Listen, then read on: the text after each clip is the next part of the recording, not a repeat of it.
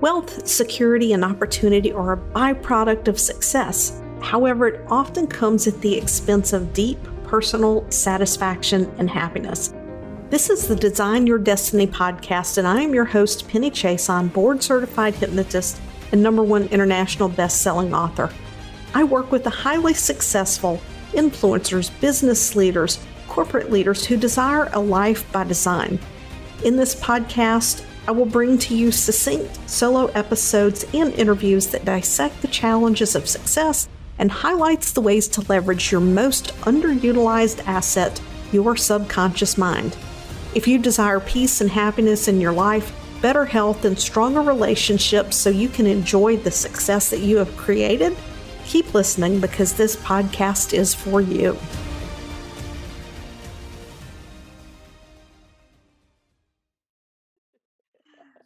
Okay. Hey, everybody. It's Penny here. Not a formal intro here yet because we're doing the pre-talk and we're in the middle of something amazing and we want to catch it naturally in the moment. I'll intro her in a moment, but here's Annie. And we were talking about symbiosis of the work that we do together, the amygdala, imposter syndrome, and how to monitor our well-being. Annie, go ahead and take it away. Okay. Thank you, Penny. Thank you. I'm so great for this like pre-talk, right? The warm-up.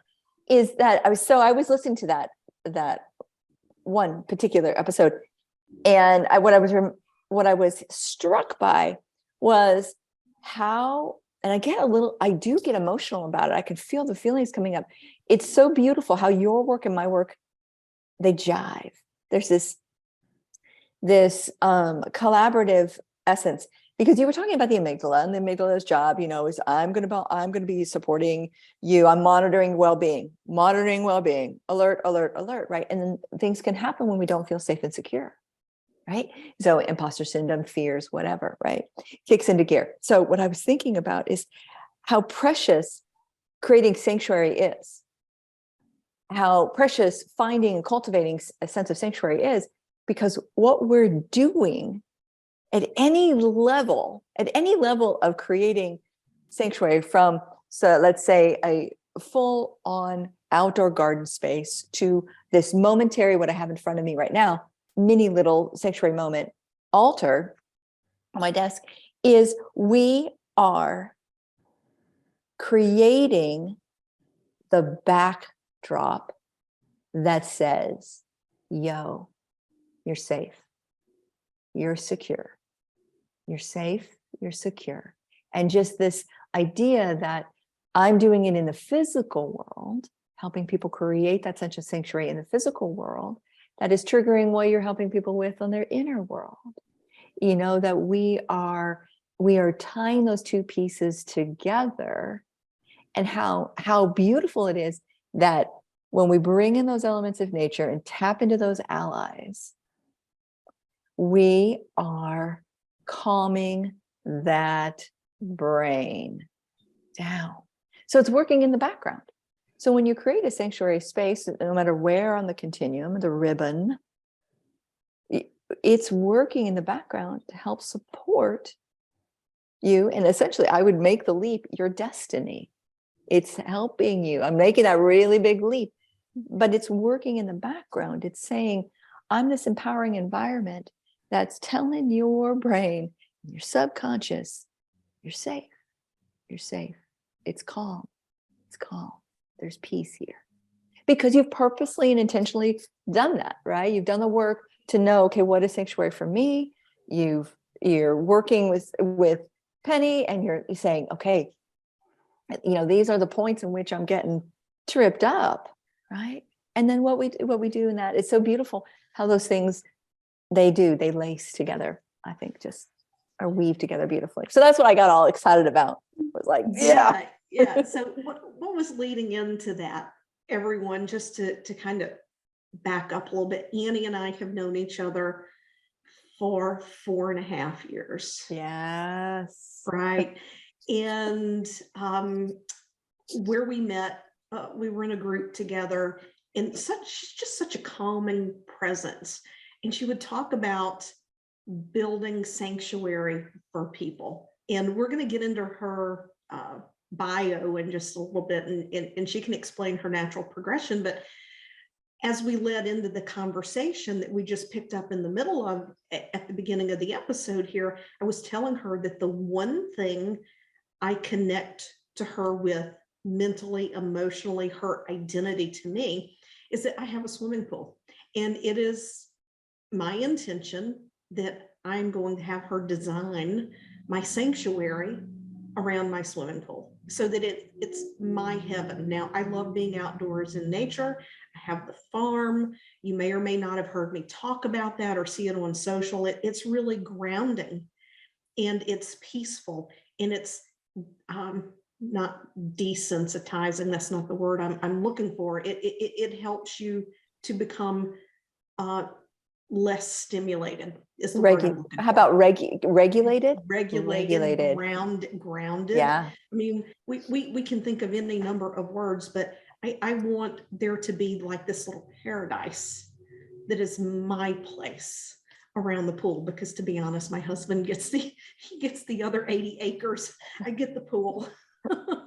Right. So that's what I identify her with, being someone who can come in and create the space where you feel safe, you feel grounded. It infuses a frequency within you that is the frequency of all. It's the frequency of the all, because at the end of the day, we are all connected. We are not separate. And we're connected to the earth, and we're connected to the plants. We're all on energetic frequencies. And these things, our environment can support us, or our environment can overstimulate us and overwhelm us. And that's a choice. And I know some people will argue with that. No, my workspace has to be this and this has to be that. There's still choice in all of that. So I want Annie to take a moment and to really introduce who she is, and what it is that she does in her progression a little bit, because I think that people are going to find that your origins in helping people might not necessarily be where they would think, because we're sitting here talking about plants and sanctuary and energy and frequency and connection. So Annie, please just let people know a little bit about you. Well, thank you, Penny, for that. I often laugh. So first I'm going to say this. Hi, I'm Annie. And my nickname is Annie Redbird. So you should know going in is that I'm not going to do the introduction like so many people do, because I am truly a Redbird. And what that means is my journey to this point in time in this chair has been one where I have embraced the things that originally I was domesticated or programmed or what have you to not appreciate about myself. I have embraced them. And what does that mean? So it goes like this. I am a creative channel. I am a hypersensitive, deeply intuitive designer. I am a wellness space expert. And I have studied with some of the most amazing giants in the industry, in research and development, and some of the most beautiful native tribes people to learn the lessons in which I share through my work. And I'm a healer, and I am a helper. And I come from a background that is trifold. We were talking at the top about the word tri. So trifold, I come from, my first stop is in social work. I worked in community mental health, which those of you that are in social work or former social workers, you know that is the front line. And so that was my my first stop on the career path. I moved into biomed, worked in research and development for the heart. So if you follow me, I'm talking about first the mind, right? Social work. And then I went into biomed and worked in research and development, all about the heart. And through a process personally, in the sort of personal circumstances, instigating change, I found myself 3 blocks from the University of Arizona master's program in landscape architecture, and I enrolled. Because through my journey, every stop, social work, biomed, and then landscape architecture, what I was weaving together was that through my creative spark, this inner knowing about how to connect dots to help people feel safe, what I was doing is every part along that route, I was aware of how nature was instrumental in shifting and changing my state and those I was working with. And so, hello, I'm Annie Redbird, and I am a sanctuary space designer. I'm a consultant, and I'm an instigator. I'm an instigator at heart. That's the Redbird. So it's nice to be with you. You mentioned that it was domesticated out of you. Sometimes I use the word indoctrinated, but yes, domesticated out of you. Talk a little bit about that. Like, did as you got older and you reconnected, what was the pivotal point, getting tongue-tied, that you really went, you know what, it's time to go back to my intuitive gift? Was there anything that happened? Was there resistance? Did something happen that you recognized that you were out of alignment? Well, that's a great question, because I don't subscribe. This is the zag in me. I don't subscribe that we're ever out of alignment. I don't think that we're ever out of alignment. I would go so far, and I'm still a student in this, I want you to understand, is I'd go so far as I don't think there's anything we ever have to heal. I think that what the practice is the misunderstanding that is the separation between the full acceptance and wholeness. The gap is what we're healing. Honestly, that's what we're healing.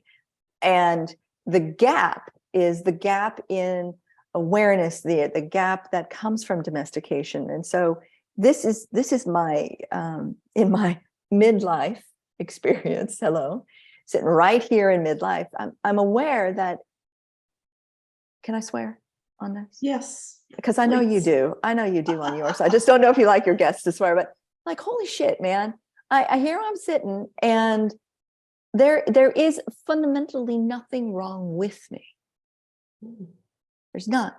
It's just my preconceived notions, or this gap that's keeping me separate from the sanctuary within. That's my language, right? And so you ask me about a pinpoint, and I would say, well, each time that I took a turn, a pivot, whatever, it's all instigated to a remembering. It's all instigating a remembrance of myself. So when I went from social work to biomed, there was a personal circumstance. When I went from biomed to landscape architecture, there was a personal circumstance.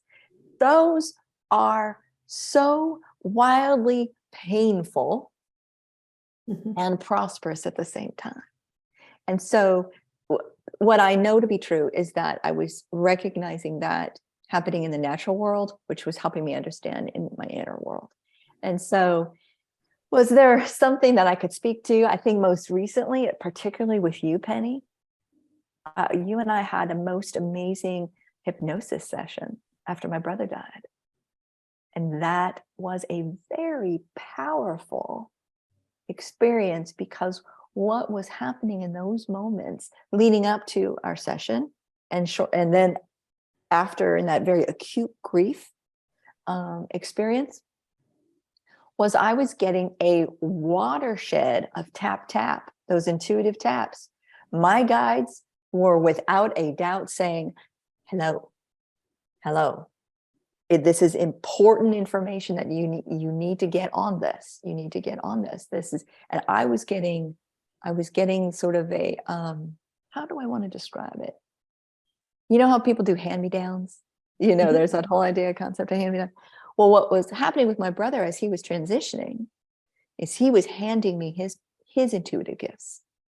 So as we moved through our session, our hypnosis, and I was needing so deeply the assistance of release, is at the same time I was doubling up, I guess you could say, on those intuitive gifts, and needing to figure out how to manage that is the moment, I think, for me. And I can acutely remember the moment in that session where, oh, this shit's real.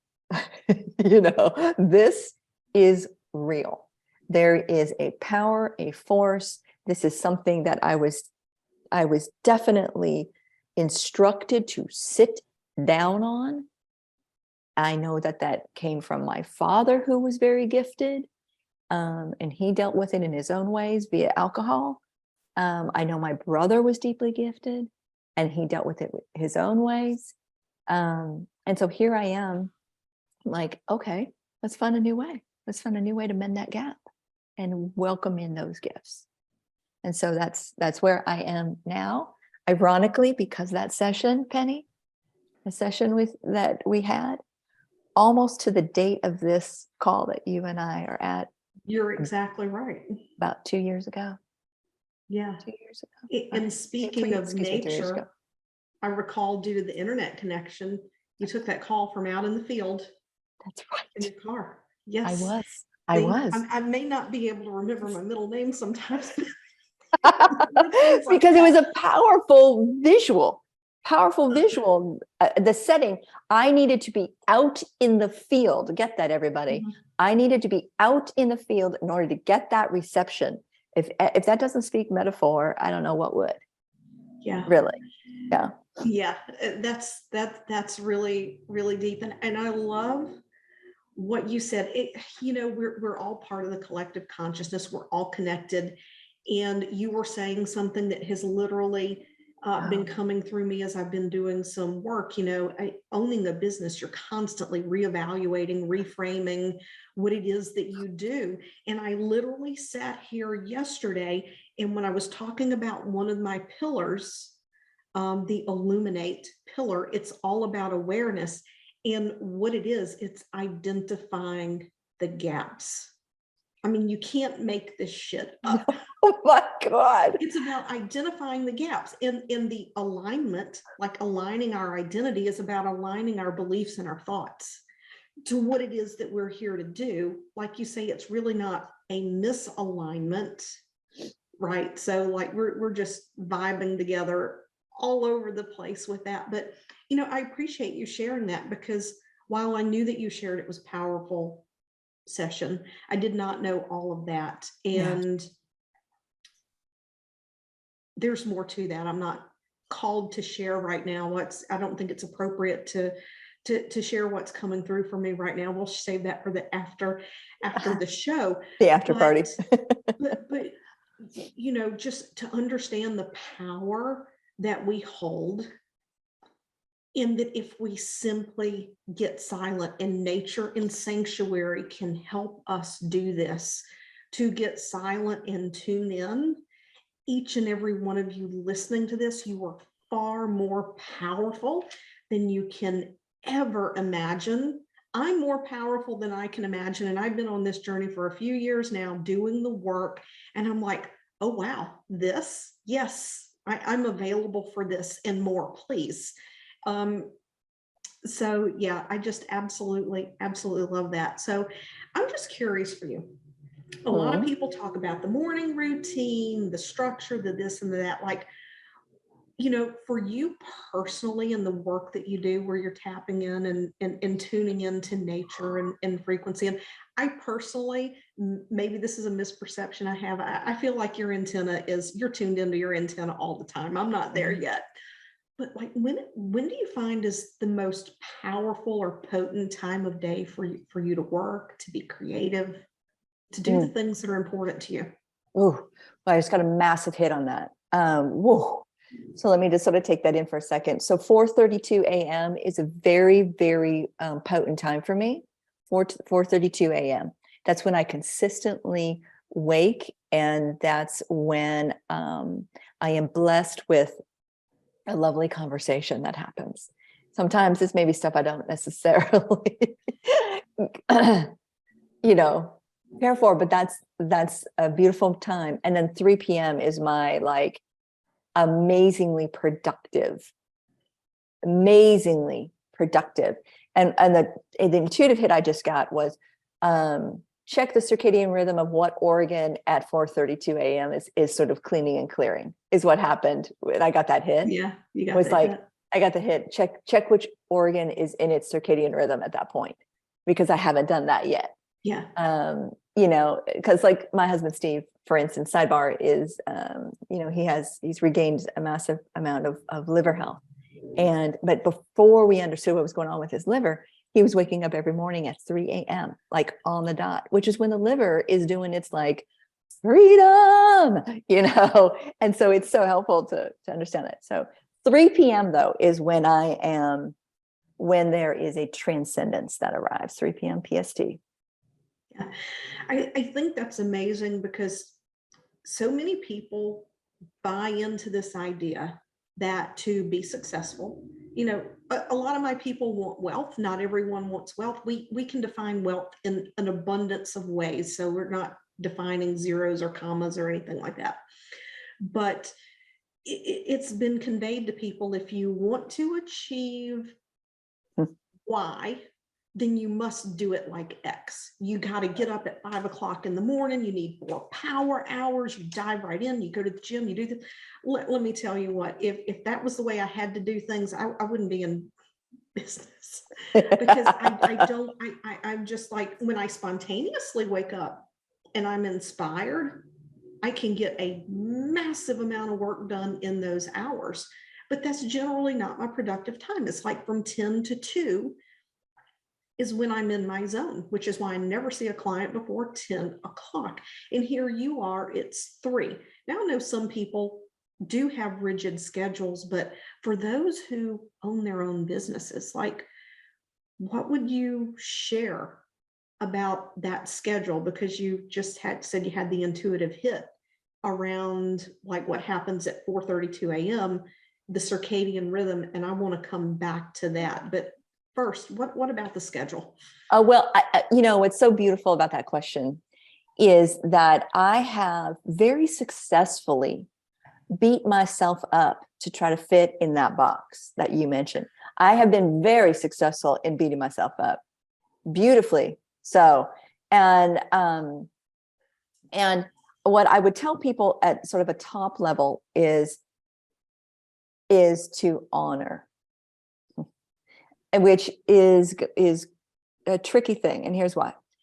And these are bullet points. So one of the pieces is seasonally I change. So when I'm working with my folks, and we're in membership, right? We are looking at, in my membership, we're looking at the seasonal changes and how sanctuary is expressing differently in the seasons for me. Nature is expressing differently. My body is nature. It's going to change, right? And that's not even to mention the midlife stuff that's going on. So that's a whole sidebar. So one of the things is just to honor the fact that there are seasons. There are true cycles. Now, some people will respond to a clock cycle, some people will respond to a moon cycle, and some people will respond to seasonal cycle, and there's probably others, right? And so for me, there is a balance of that along with being a mama. And that's what I want to just highlight, is there are many of us entrepreneurs that are parental units. we are the caregivers of people who are younger from us, who are also trying to figure out their sleep cycles, right? And their power cycles and whatever. So as Ambrose, that's my beautiful baby from the sea, as Ambrose moves through different, now he's in kindergarten, right? So there's been a change in schedule, change in season. So I am choosing to find ways that I can still fetch him from the bus and also have that maximum power time, right? And so okay, you have to pardon me, Penny, but a beautiful, beautiful bird of prey just flew by the big window. So I knew there was something that pulled your there, energy that direction. I felt it. wow. And it has landed. Okay. So so I am graced with this opportunity right now to go, okay, what's this season that we're in? It's winter right now, as at the time of this. This is winter. And I'm in this rest, but I'm in this like getting ready sort of feeling. And I know that I got to fetch him from the bus. So there's a spiritual thing. I think how I would describe sanctuary, if someone were to stop me on the street and put me on the spot right away, I would say sanctuary is the moment, the bridge between the spiritual and the practical. It's that nexus. So when you talk about schedule, how do I find a sense of sanctuary for myself with the practical of fetching him off the bus during my power hour, and the spiritual that I know that I'm open as a channel during these potent times? And so it's honoring that and not beating myself up, because I've already done that, been there, and that is highly unproductive. And it shuts down the channel. When I am mean to myself, the channel goes down. The radio signal is not on. So these are lessons in progress.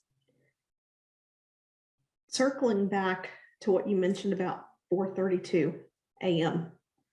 and that hit that you had. Yeah. So many times, spirit, the universe, our higher self, whatever you choose to call it as you're listening, you call it your angels, your guides, however you receive the hit. So many times we receive these messages and we think they're just like random ass thoughts. We're like, well, that's crazy. Where'd that come from? And we dismiss it. We think it's just random thinking. And why did my mind go there? It went there for a reason. Trust yourself when those things go that direction. So may I say something please. about that? It's Absolutely. about normalized magic.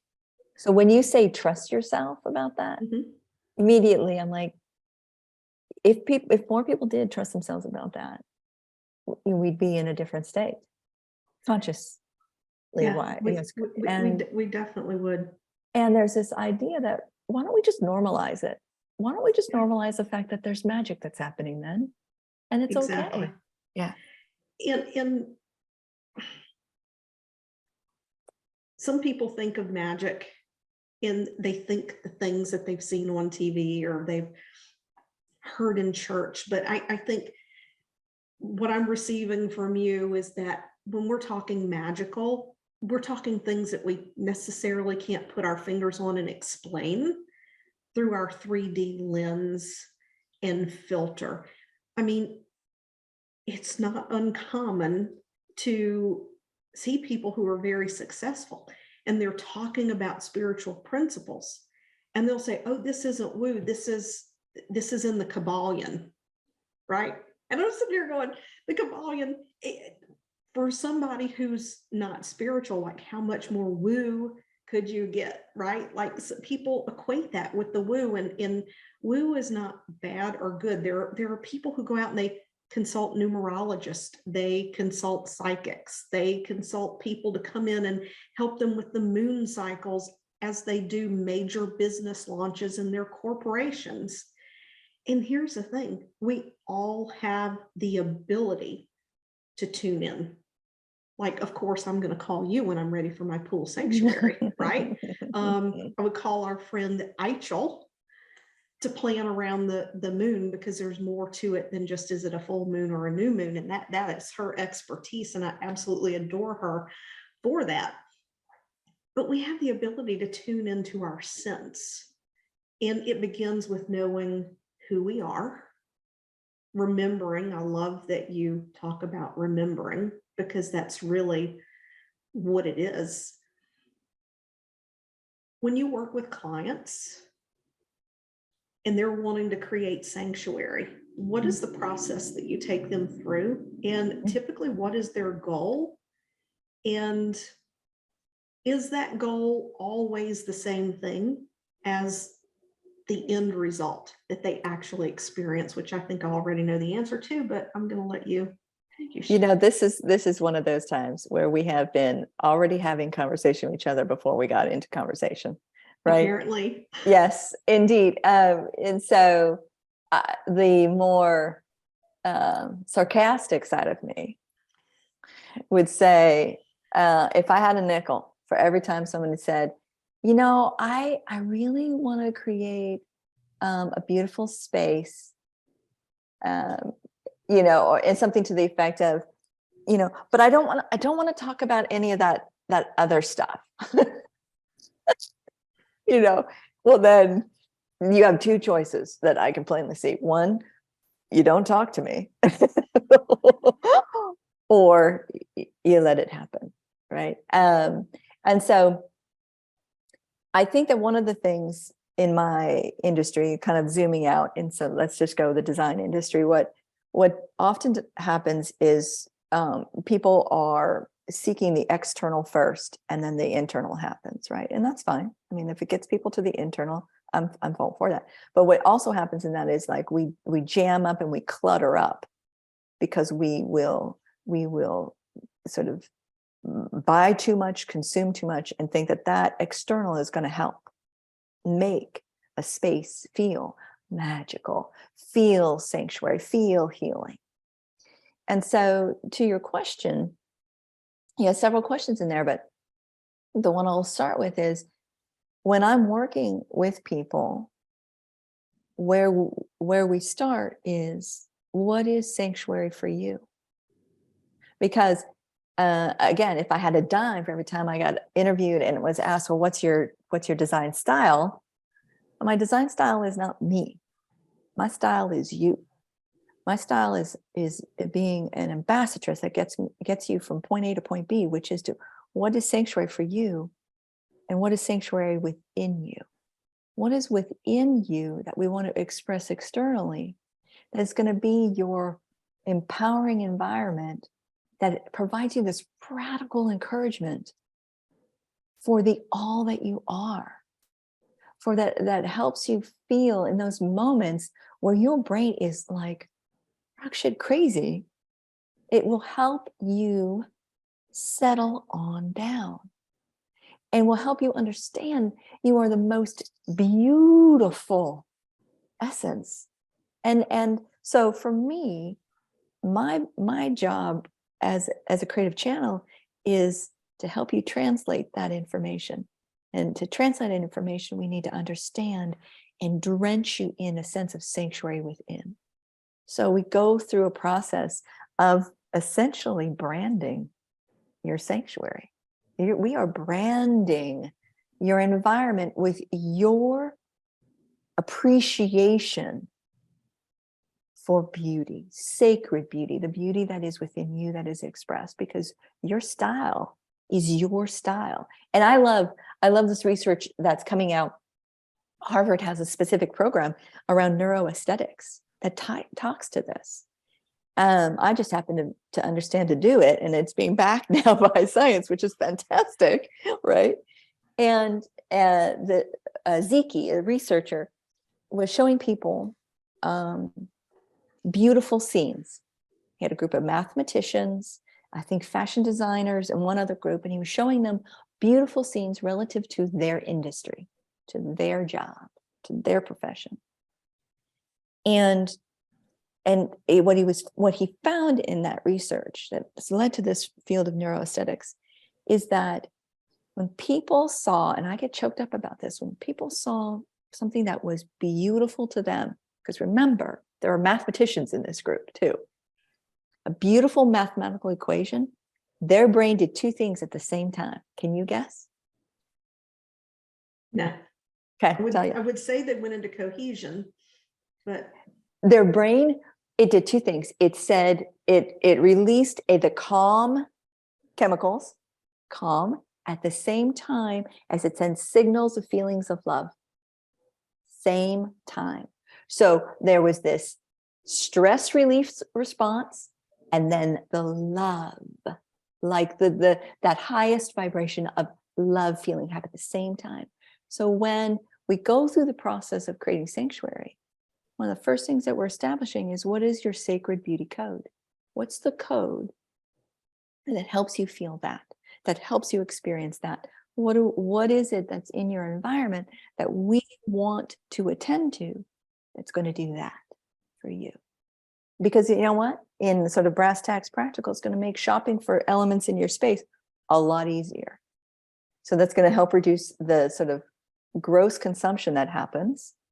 And it's going to very quickly help elicit a response that is desirable. Because who doesn't want to feel love? Who doesn't want to feel that feeling? And then, of course, there's a watershed of responses that can happen in a body that are reparative from that.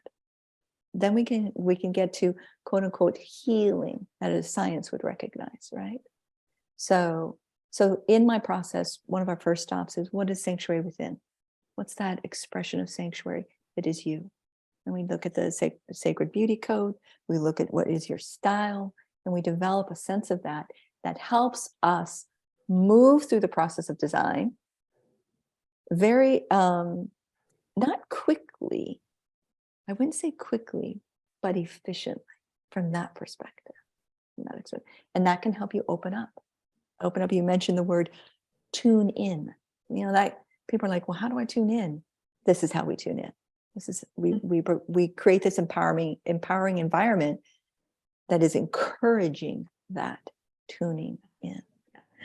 People often ask me, how do I find my dharma? How do I get into alignment? All of these things. And it's like, get curious and follow your feelings. Your feelings are the breadcrumbs. Oh, yeah. And everything that I just heard you say distills down to the frequency and vibration of love. It does, doesn't like it? Just follow your feelings. And some people say, I don't know how. Mm-hmm. And then my response to that is, get playful.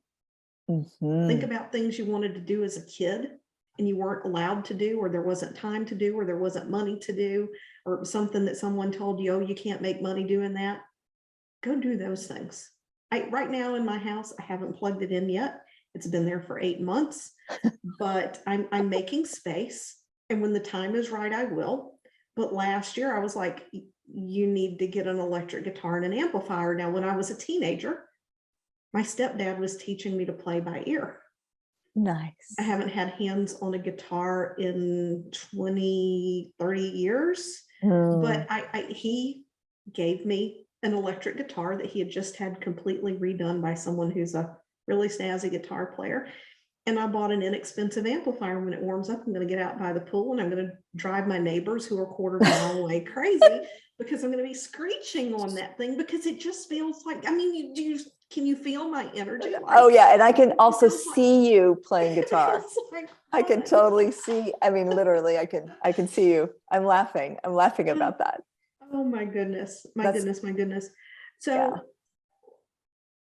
I know that at one point you had shared with me like the scale of some of the things that you did. Like, what has been one of the most moving sanctuaries that you've ever created? Like the transformation that it provided, not for the space, but for the people involved. Like, well, that's bringing me instantly to tears.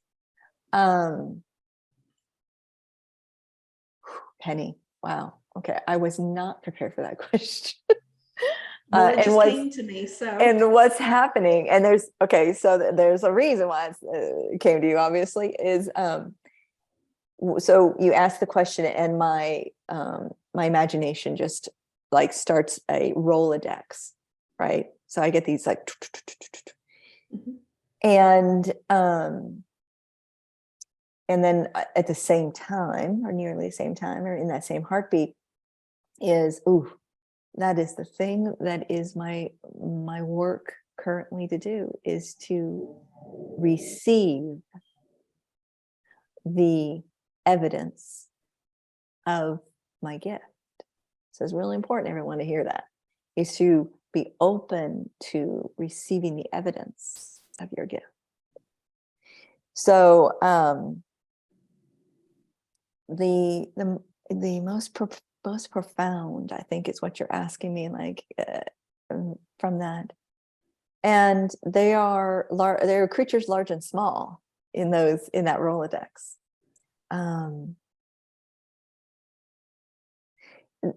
Moments, I think that what I would say is I help people create beautiful spaces. They are amazing spaces. They are very, very beautiful. But that is not how I gauge my success. I gauge my success on the moments where someone will stop in that space, turn around, and look at me. And this is what makes me feel so emotional, is they will look at me and comment on some sort of opening in awareness. And so that's the Rolodex. That's the Rolodex, is that, or a voice message that I get from somebody. Maybe I worked with them 2 years ago, and they're having some sort of epiphany right now. And that there are these openings. And for me, they're like openings of light that just happen. And so that, that's touching. The first one that came, I will share this one. The first one that came is this moment where I'm in an elementary school library, and I am doing a group project, pro bono group project in graduate school. And it's in an elementary school, and the concept that we're brought there, this beautiful group of grad students, is to create an outdoor classroom to honor one of the students, a 5th grader who had been shot by a drive-by. And so this is to be an honoring this outdoor classroom. And so we blow up the plan of attack, which is, we're not just going to do a classroom, we're going to do the whole campus. So this really awesome team I'm with, this is what we're going to do. But the moment is, I'm in the library, and there are teachers, students, parents, and I'm presenting what is we'll call it the heart of the design. And I'm showing on a board. I'm getting chills right now from head to toe. Just right on, me too. So, and I'm showing, this is really hard because I'm so emotional about it. It's bringing something, and this is 25 years ago. I'm showing a board of what I've drawn.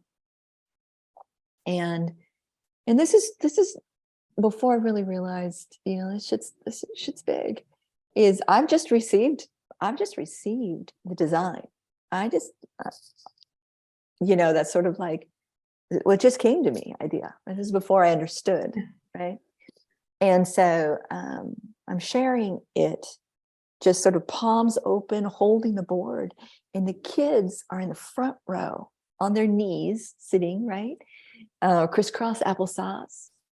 And they all come in close to this board of my drawing, of the space planning, and the images that I'm using to express that, so reference images. And they just come in, and I am encircled by these kids who are talking about Oscar, the 5th grader, who are talking about him and what he would like. That feels like Oscar. Oh, that's where he would play.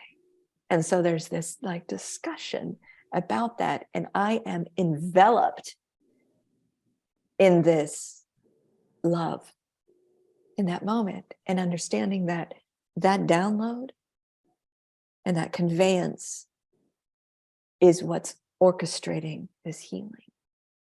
And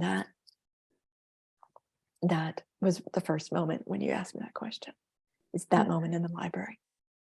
As air fingers quote healers, right? Because nothing truly needs to be healed. And light workers, we're simply conduits. 100%.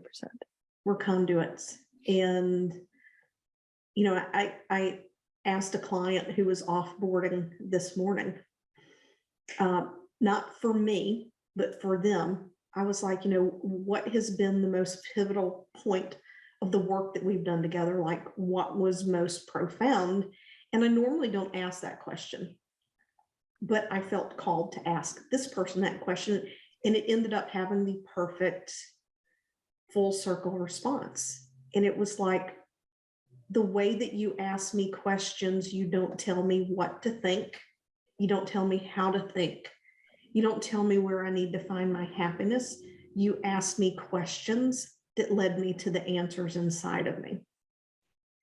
And, you know, that work in and of itself, like, you know, like you say, it came through, right? And that moment that you had with those children, for a lot of us grown-ups in the world, depending on where we are in our journey, that might seem like, oh, that was a special moment, or that was a precious moment.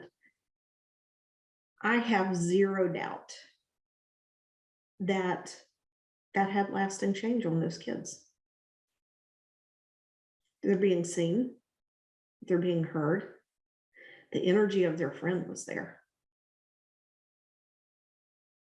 And there's still that connection, right? Like there may be 3D loss, but on a frequency, there was no loss there. No. And I want to highlight, Penny, that I think a good designer is simply an open conduit. Yeah. I think that a successful designer is simply an open conduit. And for me, it's as a sanctuary conduit, right? And at times maybe a sanctuary siren, right? Or an instigator. And what I feel I was simply, air quotes, doing and have done in my career is to encourage and see, being a seer, to see the sanctuary that is within and saying, Red River, come on over, right? And that's what's in that Rolodex, are the moments where through my gentleness and my respect and reverence and wildly creative core, help you transcribe that. So it's interesting that you mentioned that you're learning to receive that. And I think that I'm going to speak for me personally. mm-hmm. For a long time, it was challenging for me to speak about the results. In my words, it still is for me to speak about the results that my clients get. I often will share their words, their videos,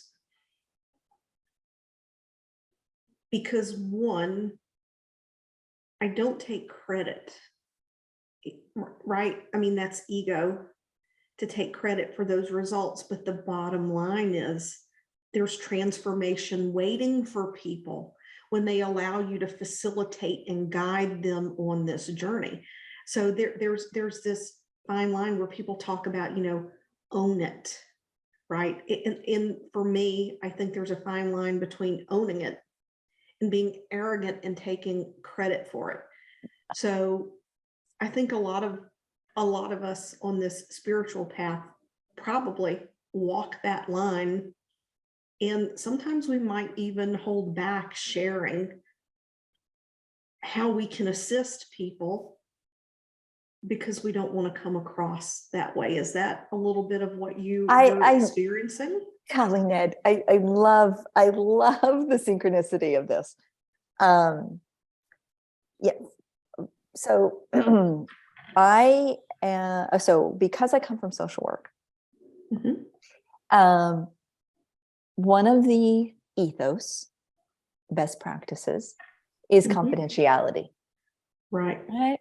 And so when we turn the page and we look at this entrepreneurial world and the online, people are talking about their clients and everything all the time. And I'm one who, I'm like, okay, was there permission granted with that? And how do we preserve the confidentiality of each person? So there's that underpinning. And I know you come from healthcare and you are HIPAA aware, right? So I think that's one sort of reframe that's going on all the time for me. And because a beautiful space is secondary to my process or to my, it's the secondary benefit. The first benefit is the transformation that's happening within and recognizing that I am sanctuary walking. I am sanctuary walking right now. And so how am I taking good care of the garden of me? The garden and minding them, the garden of my mind is what I often say. And so because of that, I'm not flashing like, magazine worthy images up all over. I'm not, those are not my proofs. My proofs are the comments in these moments, in these text messages and, things where I stop in the hallway and I just like fall to the ground and cry because I feel so grateful and so humbled. So there's like this fine line in all of this. And you and I are contemporaries in age. We have farmer husbands, there's a lot of similar culture for us. And here's why the other thing I want to share about this is when we are opening ourselves up to receiving the recognition, for lack of a better word, of the effect we have on people, and such. A recent awareness of mine was that I am helping people create space for themselves to do the work, right? The work.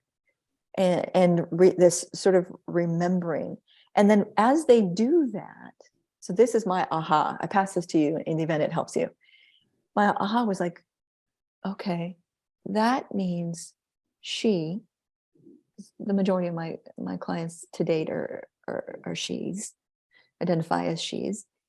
If she's feeling peace, that's rippling out. If she's feeling reconnected, that's rippling out. If she's feeling like she's healing a disconnection or a gap, she has this effect on people to heal a disconnection and gap in the world because she's a caregiver, because she's a healer, because she's an unseen healer, let's say. And by doing that, by claiming peace for herself, sanctuary for herself, she's essentially rippling peace in the world. So my responsibility to sanctuary becomes sacred. Having sanctuary, knowing what sanctuary is within you, knowing how to access it when you're in those moments, that is a sacred responsibility. So now I want more people to understand the transformations that are happening because they can have that too. And we can make that real easy. And so that's the current findings over here. Yeah. And with the work that I've done working subconsciously. I often get feedback from my clients on the ripple effect. And going back to what you mentioned at the beginning of the podcast, the session that you did with me, I didn't do it, but I facilitated a process that has now created massive ripples in the universe. Every person you interact with is getting the full effect of your gifts. I didn't do that. You still had to make the choice, right, to act on it. But it's one of those things that I wish there was greater value placed on just by people at large, recognizing we're all students, we're all teachers.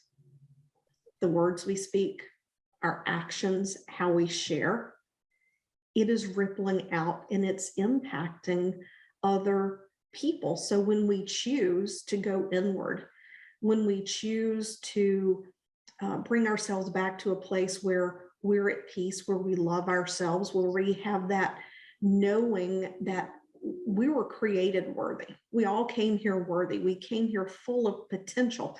When we can get back to that place where we tune in and we listen and we feel and appreciate that within ourselves without being all judgy about ourselves, we're literally impacting the lives of the people around us, even if we're not directly going out and taking an action about it.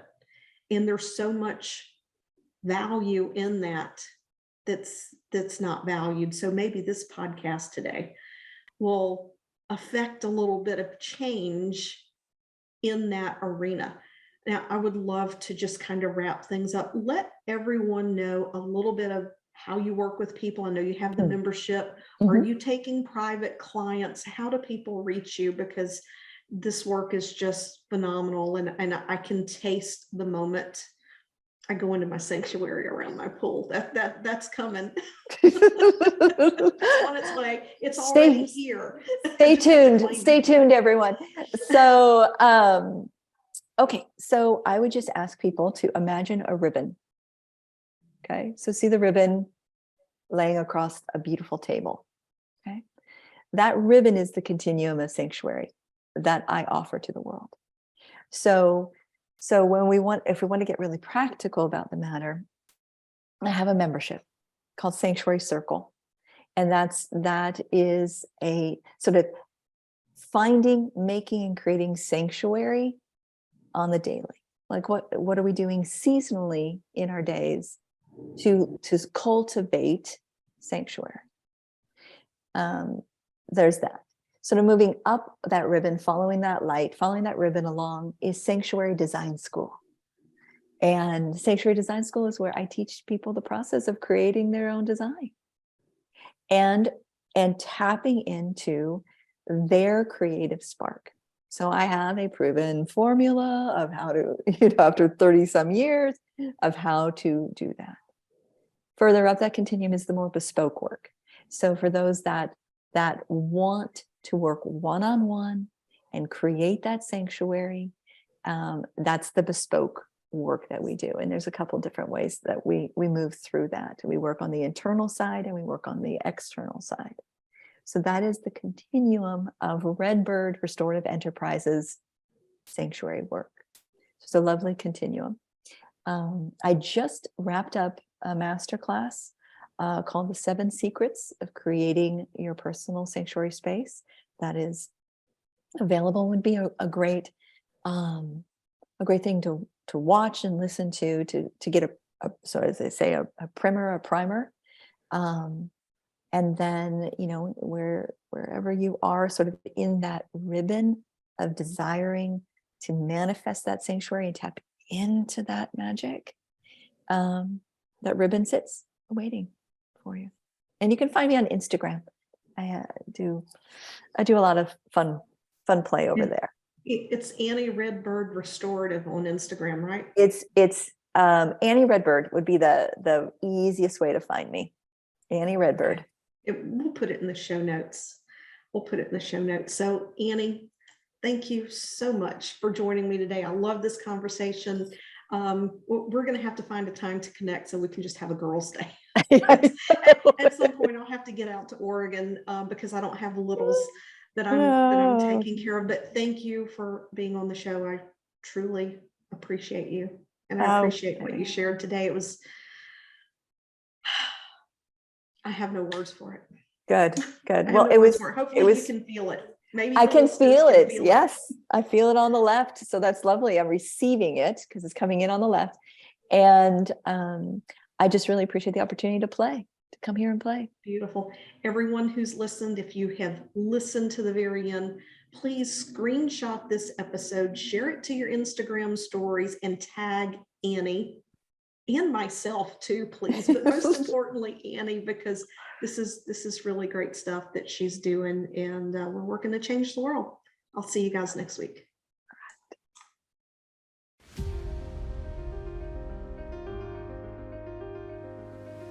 Thanks for listening to this episode of Design Your Destiny. I would love to know what resonated most with you. So just take a screenshot of this episode, share it over on your Instagram stories, and tag me at penny.chason and let me know what you thought. Also, if you head over to iTunes and you leave a positive review, it helps this podcast to help reach even more people, making a difference, elevating humanity and mankind.